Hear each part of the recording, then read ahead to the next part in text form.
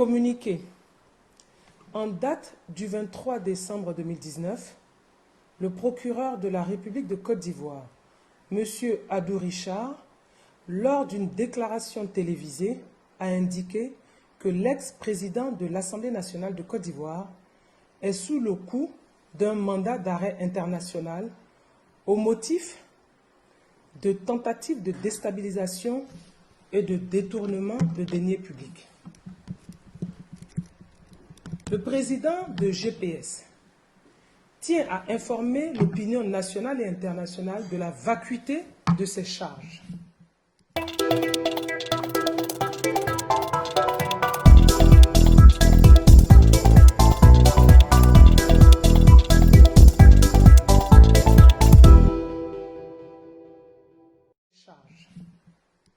Il n'échappe à personne que ceci est du dilatoire.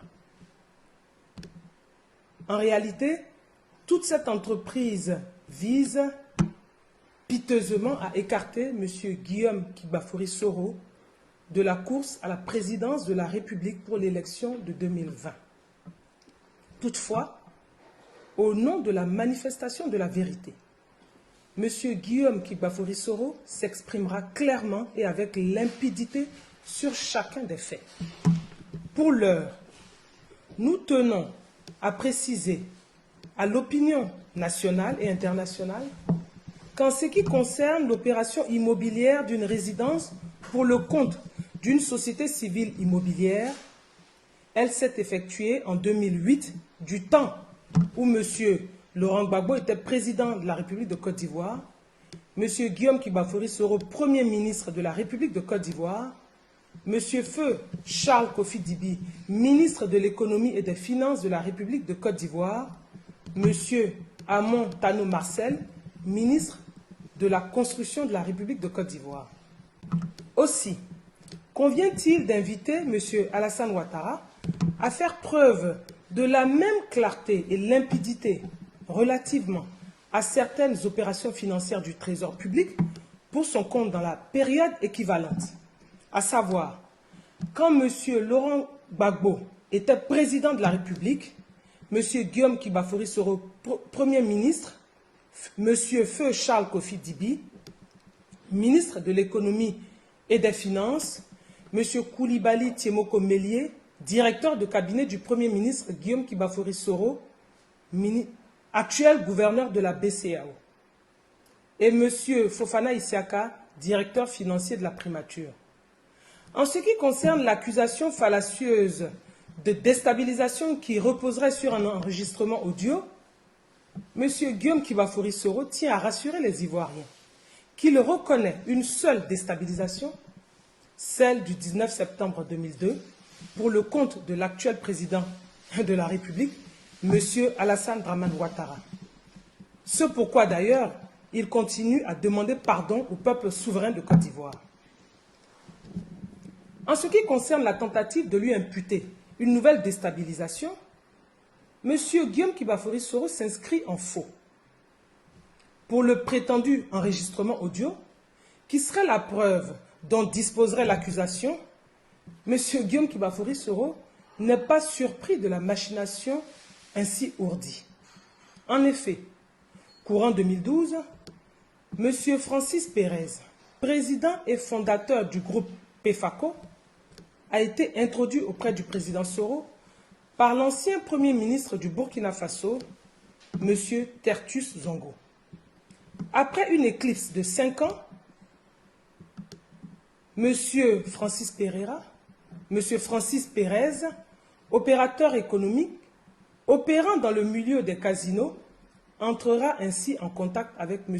Guillaume Kibafori Soro. C'est donc en 2017 que cet homme d'affaires informait le président Soro de ce qu'il serait en danger de mort et l'objet d'un complot ourdi par le régime d'Abidjan. C'est ainsi que M. Francis Pérez proposait ses services à M. Soro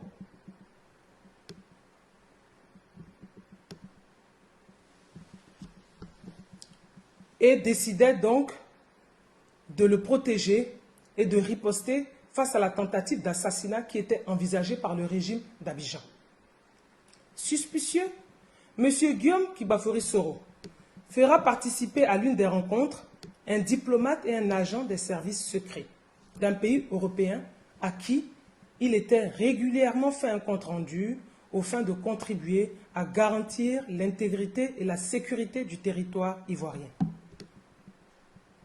M. Guillaume Kibafori Soro, qui s'exprimera plus longuement sur le sujet, apportera les éléments de preuve, notamment des emails, et indiquera les différents témoins, l'identité des différents témoins.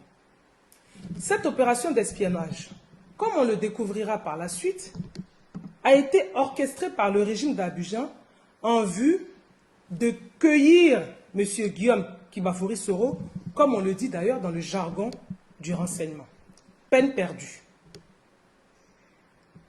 Il faut noter que M. Guillaume Kibafori Soro, dans un souci de transparence, a évoqué de façon sibylline à une époque précise cette question avec le président Alassane Ouattara.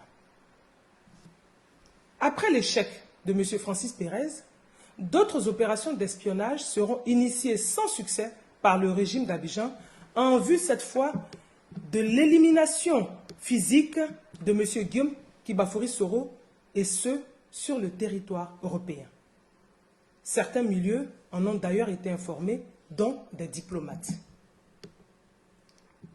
Comme constaté, il s'avère donc que ce mandat d'arrêt international est infondé et à usage uniquement politique en vue d'éliminer le premier candidat déclaré à l'élection présidentielle d'octobre 2020 en Côte d'Ivoire.